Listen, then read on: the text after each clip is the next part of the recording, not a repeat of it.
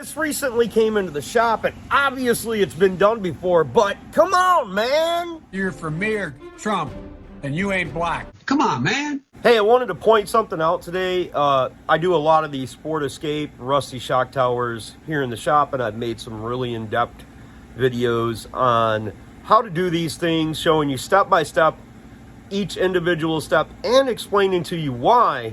And this is exactly the reason why.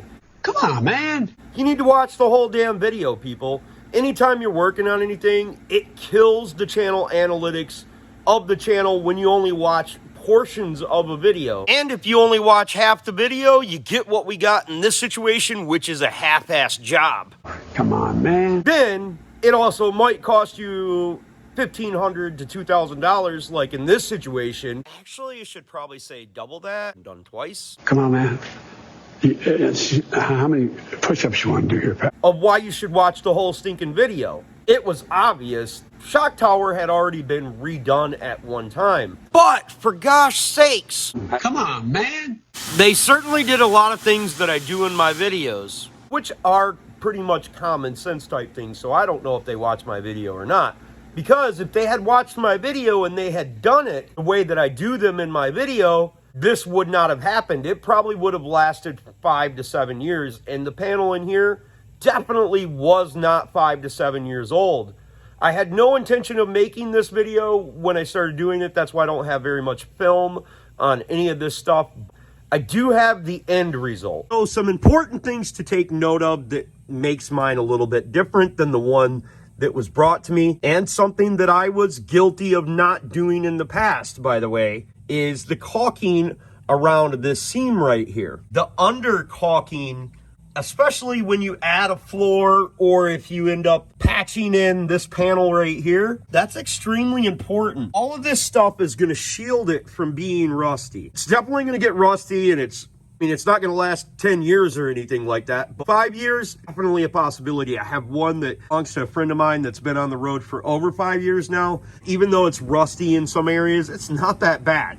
Definitely looks nothing like this. So doing these steps and doing this correctly, filling in any kind of void either with caulk or with welds or however you do it is really important. By the way, all of this is all welded in here and screwed down so it would make the metals close together with one another when I went to weld it. Keep that in mind when you're doing yours. This is also one area that people don't caulk as well. You need to actually put, and you know, Come on, man. Get a life. bed liner or undercoating on the top of the panel as well, which is still wet, and I just hit it with my hand, because that is a sound dampener. It's not going to get as much noise inside the cabin. That's why we do that. There's even times where in my videos I talked about just actually putting caulking ribs over here, which will dampen that sound from the wheel.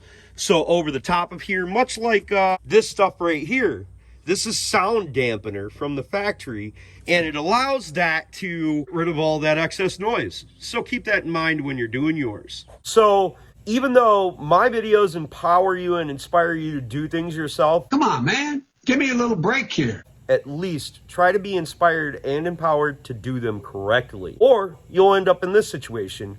It's worth the little bit of extra time, and it's why I charge $1,500 to do these, is because I spend 3 days doing them, because I do them right. People have literally brought these to me from as far east as Connecticut, west as Minnesota, and as far south as Tennessee. And there's a reason for that, because they know I'm going to do them right. They drive them here too, by the way, people. Not real super safe to drive in the rain or the snow. The shock is not there, so it's bouncy, but clear, dry days, they're perfectly fine to drive. Come on, man. Stay away from Michigan potholes. And I do one of these at least once a month, if not 3 to 4 times a month in certain situations. So I kind of know what I'm talking about. Well, then there's the fact that I was the first one on YouTube to ever do one. Oh, maybe since I've been doing them since 2015 or 16. I might know what I'm talking about by now, I would think. Anyways, don't run into the same problem. Do them correctly. So remember, no matter what it is in life, if anyone else can do it, you can do it too. Check out my videos on how to do these. They're step-by-step.